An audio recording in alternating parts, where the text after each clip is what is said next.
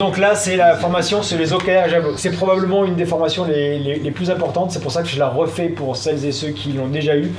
Ce que je vais vous présenter aujourd'hui, c'est qu'est-ce que c'est que des OKR, quels sont les OKR de GoJob et comment est-ce qu'on utilise Javelot. C'est une des colonnes vertébrales les plus importantes de GoJob et je continue à en être un peu le gardien du temps pendant pas mal de temps parce que c'est ce qui nous permet d'être efficaces ensemble. Alors, je vous demande avant cette formation de bien faire ce qu'il faut toujours faire, c'est avoir regardé cette vidéo, évidemment normalement vous êtes en train de la regarder, et d'avoir pris le temps de configurer votre Javelot avec votre manager. Il faut que tout le monde ait un Javelot. Et normalement, avant de démarrer GoJob, la première journée, en tout cas avant cette formation, il faut aller dans Javelot, créer son compte, et regarder un petit peu comment ça fonctionne. Voilà, ça c'est les prérequis, sinon on ne fait pas de formation tant que ces prérequis sont pas mis. Alors, qu'est-ce que c'est que OKR? OKR, qu'est-ce que ça veut dire? Ça veut dire Objective and Key Result. C'est une méthode qui a été plus ou moins inventée par les fondateurs de Google. Pendant longtemps, ils l'ont managé sur un Google Spreadsheet, donc on peut faire ça avec des outils très simples. Nous, on utilise Javelot, qui a le mérite d'être assez efficace finalement. On verra tout à l'heure. Donc, Objective and Key Result. Alors, comment est-ce qu'on fait ces OKR et qu'est-ce que c'est exactement? Les OKR, un objectif c'est quoi? Un objectif c'est voilà ce que je veux faire d'ici la fin de l'année. Voilà, je me pose, mon objectif c'est de faire 25 millions d'euros de chiffre d'affaires. Ça c'est un objectif. Faire 25 millions de chiffre d'affaires. Ça commence par un verbe. Un objectif ça commence toujours par un verbe d'action. Et après, Key Result. Un Key Result, c'est un indicateur qui va permettre de manière hyper simple de mesurer si cet objectif il est atteint ou pas. Parce que si je dis mon objectif c'est de faire 25 millions d'euros de chiffre d'affaires, comment est-ce que je fais pour y arriver? C'est quoi les indicateurs qui vont me permettre d'y arriver? Alors vous allez me dire 25 millions pour le coup c'est assez simple en soi, il est quantifiable, mais ça suffit pas tout à fait. Les key results par exemple pour faire 25 millions d'euros de chiffre d'affaires, ça peut être j'y serai arrivé quand j'aurai fait 12 millions d'euros de chiffre d'affaires sur les grands comptes, j'aurai fait 4 millions d'euros de chiffre d'affaires sur les comptes en gestion et 11 millions d'euros de chiffre d'affaires sur les SME. Voilà, ça c'est les 3 key results. Et les key results, c'est des choses qui sont quantifiables, donc c'est des chiffres qui sont mesurables. Donc, comment faire ces OKR? Chaque personne dans la boîte a 3 objectifs, parfois 4, extrême limite 5, mais on se fixe 3. Quand je dis chaque personne, c'est tout le monde. Même GoJob a 3 objectifs. En l'occurrence, GoJob en a 4, mais on y reviendra après, je vous les présenterai. Moi aussi, j'ai 3 objectifs. Tout le monde. Et on fait 3 key results pour chaque objectif. Donc ça fait 9 key results plus 3 objectifs, ça fait 12 trucs à rentrer. Pas compliqué. 3 objectifs, 3 key results par objectif. On les définit tous les trimestres. Donc tous les trimestres, moi je vais vous voir et je vous dis les objectifs de GoJob, c'est ça. Et chaque personne, dans la foulée, très vite, on se donne 10 jours. Donc là, fin de semaine prochaine, on est le 10, le 17, il faut que tout le monde chez GoJob ait ces 3 objectifs et ces key results. Il faut que ça aille vite parce qu'en fait c'est ce qu'on va faire dans le trimestre. Donc si on attend le 20 du mois suivant pour les avoir définis, ça ne sert plus à rien, quoi. Et on les revoit mensuellement ou hebdomadairement. Ceux qui me voient régulièrement, ils savent que je suis 100% 99,999% sans papier. J'ai un seul papier qui est l'impression de tous les OKR de tout le monde dans la boîte que je mets dans la salle de réunion là. Et de temps en temps, vous me voyez voir en disant ouais ok, tu m'as dit que tu allais faire ça, t'en es où? Hop, et au fait dans tes OKR, t'en es où là? Parce que très vite, on se laisse happer par le quotidien, on se lance sur des missions qui nous semblent intéressantes et en fait on oublie que en fait c'est ça qu'on avait dit qu'on ferait au début du trimestre, quoi. Donc c'est important régulièrement. Vous voyez avec votre équipe et votre manager si c'est toutes les semaines, rapidement on le balaye en 2 minutes, ou si c'est tous les mois on se prend un point un peu plus formel de 10-15 minutes. Mais c'est important ce moment où on sort la tête de l'eau. Moi je le fais au déj généralement. J'aime pas faire ça dans un bureau de manière formelle. C'est pas du tout une revue de performance, la revue des OKR. Rien à voir avec la performance. On n'est pas là pour juger les gens. On est juste là, c'est un moment dans lequel ensemble on se dit, on se regarde les yeux dans les yeux là. Right, ok. On avait dit qu'on ferait ça là. On en est où? C'est public. Tout le monde connaît les OKR de tout le monde. Dans Javelot, il y a une fonction qui est, on peut mettre des OKR privés, il n'y en a pas un seul, personne n'a des OKR privés. Tout le monde sait ce que fait tout le monde. Et, baguette magique, le sweet spot, c'est d'atteindre 70% de ses objectifs. Pourquoi ? Parce qu'en fait, si on fixe des objectifs en se disant je vais me fixer des objectifs que je vais atteindre, ça veut dire qu'on tombe dans le travers dans lequel il ne faut surtout pas tomber, qui est de confondre les OKR avec le variable ou avec la revue de performance. Les OKR, en aucun cas, et jamais vous ne verrez chez GoJob quelqu'un vous dire « Ah ouais, mais t'as pas réalisé des OKR, donc t'as pas ton variable. » Ou t'as pas réalisé des objectifs, donc voilà, il faut que tu partes de boîte. Non. Les OKR, c'est un exercice d'alignement dans lequel, ensemble, on voit grand. Donc pour voir grand, on fixe haut en se disant « Ouais, ok, à la fin de l'année, on veut arriver à faire ça. On sait que c'est quasiment impossible, mais au moins, c'est comme l'exercice du saut à la perche. Quoi. Si le jour des Jeux Olympiques, vous voulez passer 2,30 m en Fosbury ou en je sais pas quoi, toute l'année on s'exercice à 2,40 quoi. Donc on se fixe 2,40 le jour où. Voilà. Mais là c'est pareil, les OKR c'est on vise haut. Je vous ai dit ce que c'était que les OKR, j'aurais peut-être dû commencer par ça. Pourquoi on fait les OKR ? Il y a 4 raisons pour lesquelles on fait les OKR, qui sont 4 raisons fondamentales. La première, c'est la transparence. La transparence, ça ne se décrète pas, c'est pas ouais, je suis transparent, je suis pas transparent. La transparence, ça se vit quoi. Et en fait, comme les OKR sont publics, c'est un merveilleux moyen en permanence de s'assurer qu'il n'y a pas d'agenda caché chez GoJob. Il n'y a pas de plan foireux, de trucs secrets, je sais pas quoi. Tout le monde sait ce que fait tout le monde. Le focus. Alors le focus, c'est un truc qui est super important. C'est de s'assurer que ce que vous faites, ça correspond à ce que vous avez décidé de faire. Le troisième, c'est d'être aligné. Et là, je prends l'image de l'aviron. Sur un aviron, vous voyez comment ça fonctionne un aviron. Pour que ça arrive à avancer, il y a 4-5 personnes qui doivent ramer en même temps, quoi. S'il y a une des personnes qui s'arrête de ramer, c'est pas dramatique. À la rigueur, il vaut mieux qu'il y ait quelqu'un chez GoJob qui fasse rien. Il n'a pas envie, ce jour-là, il n'est pas en forme. Ça peut arriver à tout le monde. Ça ne me dérange pas. Par contre, ce qui est grave, c'est quand quelqu'un se met à ramer à contre-courant. Parce qu'en fait, il emmerde tout le monde. Et dans une boîte, mais ça va tellement vite de se mettre à faire quelque chose qui est contre-productif, mais alors ça arrive, mais à la vitesse grand V, quoi. Imaginez 5 minutes. On est aujourd'hui 50. Le jour où vous regardez cette vidéo, on sera peut-être 200, j'en sais rien. Mais s'il y a chaque personne qui n'est pas complètement focus et qui l'utilise ne serait-ce que 10% de son temps. C'est pas beaucoup, 10%, c'est sur chaque heure, c'est 6 minutes. 10% de son temps à faire quelque chose qui n'a rien à voir avec les objectifs. Ça fait globalement sur la boîte 10% de la boîte qui fait des trucs qui servent à rien. Pas à rien, mais qui ne sont pas focus, quoi. Ça fait 5 personnes. Ça veut dire que globalement, chaque jour, vous devez vous poser la question, est-ce que j'ai vraiment fait mes objectifs ? Et en tout cas, si j'ai utilisé plus de 10% pour faire un truc qui ne servent à rien, en fait, je devrais aller voir l'ensemble de l'équipe et leur dire, vous savez quoi, en fait, il y a 5 personnes de trop chez GoJob parce que globalement, on n'est pas assez focus, quoi. On dépense beaucoup d'énergie à pas être focus. Et pire encore, si on n'est pas aligné, alors là, c'est la cata. Parce que si on n'est pas aligné, et ça arrive, mais même chez nous, ça arrive. Et pourtant, Dieu sait si je pousse à fond pour qu'on soit aligné, mais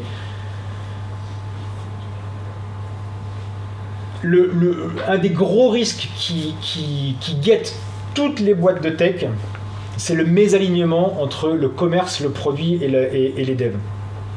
Mais comme ça va vite d'avoir le produit qui se dit tiens, je pense à un truc qui pourrait être pas mal, et en fait qui sert à rien vraiment pour le commerce, pas à rien, mais qui n'est pas la priorité du commerce, et qui va engager les devs sur un truc qui devait durer une semaine et qui en fait dure un mois, et finalement c'est livré, et puis quand on le livre on s'aperçoit que voilà, et en fait on a dépensé un mois de 7, 8, 10 personnes pour rien. Et quatrième, mais c'est une résultante des 3 premiers, c'est comme par hasard, dans les boîtes dans lesquelles on est transparent, dans lesquelles on est focus sur ce qu'on fait, donc on sait que ça sert à quelque chose, on est aligné, donc on sait que ça sert à quelque chose, on est plus engagé, on a plus envie de bosser, quoi. C'est sûr que quand tu te pointes dans une boîte, tu sais pas à quoi ça sert, t'as l'impression qu'il y a des trucs qui sont secrets, machin, des bidules, et t'as l'impression que ce que tu fais, en fait, c'est pas aligné avec le reste, au bout d'un moment, tu arrives, pas très intéressant. Voilà, donc ça c'est plus une conséquence. Mais voilà pourquoi est-ce qu'on met des OKR. C'est pas que pour être plus efficace, pour être les meilleurs managers du monde de la planète, c'est aussi parce qu'en fait on veut mieux vivre, on veut comprendre à quoi ça sert ce qu'on fait, quoi. Voilà, et ensuite les key results, donc ils doivent être limited to numbers. Oui, on accepte évidemment le binaire, c'est-à-dire c'est fait, c'est pas fait, mais ça doit être des nombres, ça doit être audacieux et ça doit être, j'ai mis automatically trackable. C'est-à-dire que vous devez connaître la façon automatique d'arriver à les traquer. Sinon, en fait, trackable, on dit toujours ouais, je vais y arriver, mais non, il doit y avoir un process automatique qui permet de les traquer comme ça, c'est objectif, c'est boum. À la fin du mois, on se pose même pas la question, ouais, il faut que j'aille chercher les trucs. Non, c'est tuc, je vais le chercher, je l'ai le résultat. Là, au moins, on a des vrais key results. Quand Alors, j'en ai déjà parlé un petit peu, là, je fais de la redite, mais c'est pour bien. En fait, chez GoJob, on est organisé selon un process, vous voyez, qui est assez cadencé.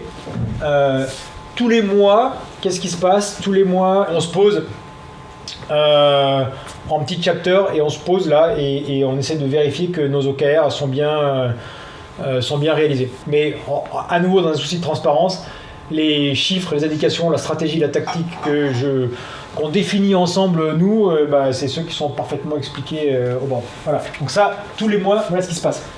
Et je vous demande également, tous les mois, de prendre 15 minutes avec votre équipe, votre manager, pour faire un petit point sur vos OKR. À nouveau, faites-le de manière informelle, c'est pas forcément un truc que vous faites dans une salle de réunion comme ça peut être pas forcément, c'est pas dehors en train de fumer sa clope, mais faites-le au déj, faites-le au moment où on prend, je sais pas, le matin tôt, mais voilà, c'est un peu le moment où on sort la tête de l'eau, donc le contexte de la salle de réunion, c'est pas forcément le contexte le plus adapté à ça. Après, chacun fait ce qu'il veut, quoi. Voilà. De manière trimestrielle, donc tous les trimestres, et là on est en début de trimestre, donc c'est le cas aussi, on définit les OKR. À la fin du premier trimestre, on se pose, et là pour le coup on prend un peu plus de temps. Moi, je le fais au déj, je prends 1 heure, 1 heure et demie. Je regarde les OKR avec la personne, on discute, t'y es arrivé, t'y es pas arrivé, pourquoi t'y es pas arrivé. Si t'y es pas arrivé, il y a plein de raisons.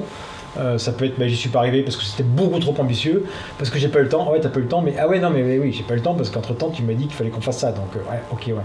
Ou je savais pas faire, ah ouais, mais dis bon, je t'aurais dû me dire que je savais pas faire parce que là il s'est passé 3 mois, voilà. Ou j'ai pas eu assez de ressources, ouais, mais pareil, il fallait me dire, ouais, mais je te l'avais dit, bon, d'accord, ouais. On discute, quoi. Voilà, donc fin de trimestre, on revoit ce qui s'est passé et on redéfinit les prochains. Voilà. Donc, les OKR 2019. Tadam! Donc, les 4 OKR 2019 ne sont pas très différents, mais on les a formulés un peu différemment des OKR 2018. Le premier, c'est Build a one-click-to-job marketplace. C'est copyright Mathieu, ça. Donc, on s'est amusé, quand on a fait les OKR de l'équipe tech, on s'est amusé à... La référence, c'est Amazon, quoi. Donc, on s'est amusé à se dire, bon, combien de temps ça prend pour commander un bouquin sur Amazon. Donc je lui ai demandé, il m'a dit tiens, commande-moi Management 3.0. J'ai essayé, j'ai lancé l'appli, et il s'est passé combien 29 secondes. Donc ça sera probablement un truc, l'équipe technique, vous allez voir, comme l'objectif c'est aussi bon qu'Amazon. C'est 29 secondes entre le moment où un GoJobber appuie sur l'appli, sachant qu'il est déjà onboardé, hein, et le moment où il a un ordre de mission. Attention, parce que moi, 29 secondes, c'est le moment où j'avais le truc, ok, c'est bon, c'est payé, ça va être envoyé. Deuxième, achieve 25 million in revenues and profitability, qu'on soit profitable à la fin de l'année prochaine. Pourquoi est-ce que j'ai mis ça? Pourquoi est-ce qu'on a mis ça avec Julien après moult discussions? Parce que ça peut paraître antinomique de se dire, ah ouais, mais d'un côté, on essaie de faire beaucoup de revenus, donc on essaie d'avoir des prix compétitifs. Et en même temps, on essaie d'être profitable, donc c'est-à-dire qu'on monte les coefs. Oui, mais en fait, la profitabilité, c'est pas que ça. C'est aussi optimiser notre coût d'acquisition, c'est aussi optimiser nos process. Donc ça veut dire beaucoup de choses. Ce n'est pas que tirer sur les prix. Alors certes, on va tirer les prix vers le haut, là, il va y avoir encore un exercice d'optimisation des prix pour arriver à mieux vendre, mais dans profitability, il y a plein de choses au niveau de l'efficacité et de nos capacités d'optimiser nos coûts. Et derrière, si on veut optimiser nos coûts, vous êtes capable de les mesurer, donc il faut être capable de mettre en place les outils. Vous allez voir qu'en fait les objectifs sur Q1, ils vont être vachement faciles à définir, parce que si on vise la profitabilité, il faut qu'on soit capable de la mesurer. Voilà. Troisième objectif, sharpen and amazing and sharp happy team. C'est assez proche de celui qu'on avait avant. C'est renforcer, je vous l'ai dit, hein, on arrive à une étape là où on sort un peu de l'époque où on était de manière assez clanique, voilà, on était un peu la bande d'hommes préhistoriques dans leur groupe, une espèce de collectif de fous, voilà, on rentre un peu dans un mode qui est un peu une vraie entreprise. Faut pas qu'on perde nos réflexes et les trucs sympas qu'on fait ces 3 premières années qui ont été un mode de management assez sympa, familial, clanique, vous l'appelez comme vous voulez, et qui vont faire qu'on devient une boîte un peu plus structurée. Donc on va mettre en place du process tout en gardant notre âme. Donc on va continuer à renforcer l'équipe en faisant venir des super bons comme on l'a fait, hein, des gens super sharp. On veut que ce soit amazing, on veut que ce soit cool. On veut pas que des super experts mais chiants comme la pluie, on veut des gens qui soient sympas, avec qui on a envie de continuer à déconner et à aller prendre des mojitos frappés au sol en soirée. Et c'est pas que recruter des gens, c'est aussi faire qu'on soit bien. Je vous l'ai dit, je pense que je l'ai dit quasiment à tout le monde. Moi, GoJob, quand j'ai démarré avec JB, on s'est dit, on veut que ce soit une boîte dans laquelle tous les matins on s'éclate, quoi. Donc voilà, strengthen an amazing, sharp and happy team. Ça, c'est le 3e grand objectif. Et le 4e, alors là, j'ai fait une erreur, c'est que je vous ai dit qu'il fallait pas mettre d'acronyme imbitable, et là j'ai mis mix, et tout le monde se dit mais c'est quoi ce truc, voilà. Donc ça, si vous avez suivi l'onboarding de Sylvain, vous savez que c'est not employed or in training. Deuxième E, j'ai oublié ce que c'est. Bon, ben bref, c'est des mecs qui sont pas au boulot. C'est des mecs qui sont. Non, mais ça fait ça en anglais, ça fait classe. C'est des mecs qui sont pas au boulot et qui sont pas sur les bancs de l'école, quoi. Ces gens-là, ils sont en train de se poser la question de qu'est-ce qu'ils veulent faire de leur vie. Et c'est pas forcément les personnes qui sont les plus faciles et les plus, on va dire, proches de venir s'inscrire et trouver un boulot chez GoJob. Et comme notre ADN, c'est de donner du boulot à tout le monde, tous ceux qui ont envie de bosser, quel que soit leur âge, leur sexe, leur genre, leur origine, etc. Et ben ces gens-là, on ne peut pas les oublier. Et un des objectifs aussi de la GoJob Foundation, c'est de s'assurer qu'on met en place des actions. Et on en a déjà commencé quelques-unes. Et c'est pour ça que c'est un des 4 objectifs. C'est important, c'est un objectif vraiment fondamentaux de GoJob. De s'assurer qu'on ne fait pas une plateforme élitiste, mais qu'on fait une plateforme vraiment pour tout le monde. Voilà. Good. Et alors, donc, ceux qui ont pris Javelot, ils le savent. Brrr, là, ça commence à se construire. Il n'est pas encore complètement complet le truc là, mais au fur et à mesure, chacun, d'ici la fin de la semaine prochaine, tout le monde l'aura. Définissez ses objectifs. Quelques exemples. Je ne vais pas les faire pendant ce training parce que sinon la vidéo va durer des plombes. Mais sur cette présentation à laquelle vous avez toutes et tous accès, il y a un certain nombre d'exemples dont vous pouvez vous inspirer. Voilà. Donc là, on a terminé la première partie de cette formation. Et maintenant, je vais essayer d'accélérer un petit peu, mais vous montrer les best practices pour remplir Javelot en fait. Alors, comment est-ce que je fais pour identifier mes OKR? Ça, c'est une question qu'on se pose. Ouais, mais où je fais comment? Déjà, je vais commencer par aller checker les OKR sur Javelot. Je vais checker les OKR de ma team. Parce que comme je suis dans la team, il faut que j'ai globalement les mêmes OKR. Donc je regarde ceux de mon manager et je regarde ceux de ma team. Deuxièmement, I think very hard. Alors là, je me prends la tête, je réfléchis, qu'est-ce que je vais voir comme truc? Comment est-ce que je peux contribuer? Et après, j'écris sur papier. Ça, c'est très important. J'insiste, c'est pour ça que je vous sois gravé dans le marbre dans la vidéo. Je ne prends surtout pas mon ordi, je prends une feuille de papier et je me pose la question en face avec non, pas encore avec mon manager, c'est après. Mais j'écris sur papier mes 3 objectifs.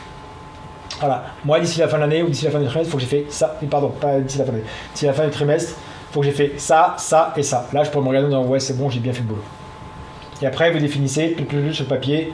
Voilà. Ensuite, je prends meeting avec mon manager, parce qu'il y a un T, et je finalise toujours sur le papier. Interdiction absolue d'avoir un ordinateur lorsque vous vous posez pour faire vos OKR avec votre manager. Sinon, à nouveau, la tentation, c'est de... Non, on se regarde dans les yeux, là, on se dit, c'est l'instant de vérité, là, attends, c'est quoi le truc, là? On se fait quoi, là, d'ici la fin du trimestre, là? À ce moment-là, une fois qu'on est d'accord, généralement, moi, je les écris sur un tableau blanc, c'est comme ça que je fais avec toutes les personnes qui font les OKR avec moi. On s'est mis d'accord après sur le papier, on récapitule. Généralement, on prend une photo du truc et on dit, ok, basta, c'est fini, tu prends ton truc, comme ça libère tout le monde, et 1 heure après, c'est en ligne. Donc on revient, là pour le coup, là on se dit, on fait en ligne, c'est plié, on le plie dans la foulée, là, faites-le vite, confère le training sur l'accordéon, que certains m'ont vu faire ce matin, on fait ça dans la foulée, sinon ça traîne, on a oublié, et c'est le bordel, et en fait, ça fait traîner tous les copains, parce que comme tout le monde vient se plugger sur soi, dès qu'on a fait ses OKR, bim, on envoie, right? Et là je vous fais un petit tuto rapido sur le truc sur lequel il ne faut pas se chourer, parce qu'en fait Javelot, ça peut vite devenir une usine à gaz si on merdouille quelques trucs. Donc, premier truc, very important. Vous mettez votre photo. Il y en a qui n'ont pas mis leur photo. Je vais les virer. Voilà. Ça m'énerve. Tout le monde met sa photo, donc tout le monde met sa photo. Voilà. Vous mettez votre nom, là où c'est marqué last name. En anglais, last name, c'est le nom de famille. Okay, vous mettez votre numéro de téléphone, parce que ça sert un petit peu de répertoire aussi. Quand on cherche le numéro de téléphone de quelqu'un, normalement, il est sur Javelot. Si vous n'avez pas de téléphone pro, vous mettez perso. Si vous voulez vraiment absolument pas mettre votre perso, vous mettez rien. Ok, ensuite, vous allez regardez où sont les OKR de votre manager ou de votre équipe. Donc vous regardez sur l'arbre, vous tapez le nom de la personne qui est votre manager, cliquez dessus. Et là, quand vous cliquez sur cet objectif, là par exemple c'est MP, c'est Mathieu Troussel. Vous voyez, il a dans Build a One Click to Job Marketplace, ben lui, un de ses objectifs qui contribue à ça, c'est Fastly Deliver User-Centric Product Value. Donc si vous faites partie de l'équipe de Mathieu, vous cliquez là pour aller rajouter un objectif qui se rattache à ça. Et là, une fois que vous avez cliqué dessus, vous créez votre objectif en 7 étapes. Il faut bien faire cette étape, si vous en manquez une, ça part en vrille. Ensuite, vous choisissez bien l'équipe à laquelle vous appartenez ici, tac. Vous mettez bien le trimestre qui est concerné. Si vous ne mettez pas de trimestre, votre objectif ne sera pas visible ou il sera perdu dans l'espace. Donc Q1 pour ce qui concerne Q1 en ce moment. Ensuite, vous mettez la priorité. Vous avez le droit d'avoir des priorités dans vos objectifs. En tout cas, il faut en mettre. Ça peut être tout P1, ça peut être qu'il y en a d'autres, un des 3 objectifs qui est un peu moins prioritaire. Voilà, vous mettez la priorité. Ensuite, vous vérifiez que le parent objectif est bien celui sur lequel vous avez cliqué. Je vous dis ça, là normalement si vous avez cliqué sur le truc et que sur parent objectif et vous créez ce truc là, c'est obligatoirement rattaché. Mais il arrive parfois parce qu'on peut créer des objectifs avec le bouton en haut à gauche qui est Create Objective. Et dans ces cas-là, par défaut, c'est vide.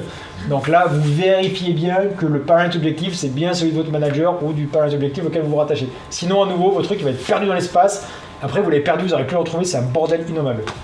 Là, dans ce champ-là, très important, c'est un champ qui est détective whatsoever, je sais pas quoi. Donc vous cherchez un mot-clé, et en fait, ça va lister tous les trucs qui ont un mot-clé qui se rattache à ça. Ensuite, vous allez checker si votre objectif est bien au bon endroit, rattaché au bon truc.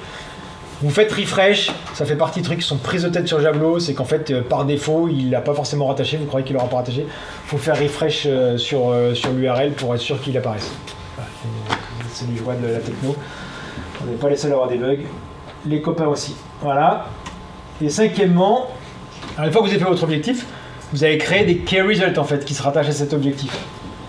Alors attention, Achtung, chez Javelot, il n'y a pas de key result, il y a des sub-objectifs. En fait, ils ont pour eux c'est sub-objectifs. Enfin des objectifs. Enfin, tu as des grands objectifs et en dessous il y a des sub-objectifs ou deux objectifs. Enfin bref, tout s'appelle objectif chez eux. Donc ne soyez pas surpris là, une fois que vous avez cliqué sur votre objectif, ben, vous allez ajouter un key result ici là, avec A de seul objectif. Voilà. Et ça va vous rouvrir le même truc. Ça va vous rouvrir le même truc avec parent objective, Q1, Q2, machin, etc. C'est exactement la même forme. En fait, un key result et un objectif chez Javelot, ça a la même forme, c'est le même objet. Voilà. C'est clair ? Ouais.